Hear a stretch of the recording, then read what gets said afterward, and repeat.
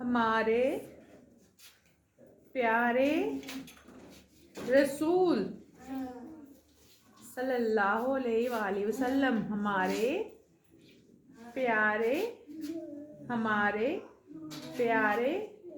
نبی کا نام حضرت محمد صلی اللہ علیہ وآلہ وسلم رسول اللہ ہے۔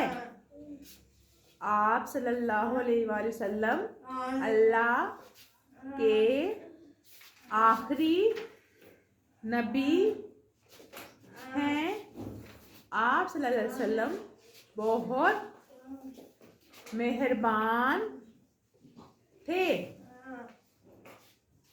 ہر ایک سے محبت کرتے تھے، بچوں پر خاص شفقت فرماتے، بچے ملتے تو مسکرا کر انہیں سلام کرتے، ان کا حال پوچھتے، انہیں گود میں اٹھاتے، ان سے پیار بھری باتیں کرتے۔ لوگ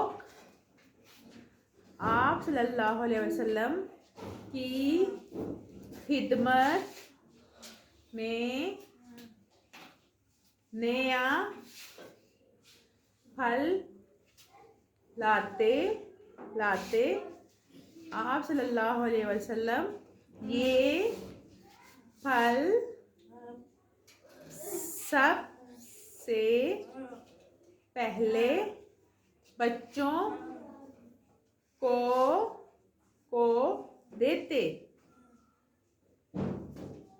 اللہ کے پیارے نبی خود بھی بچوں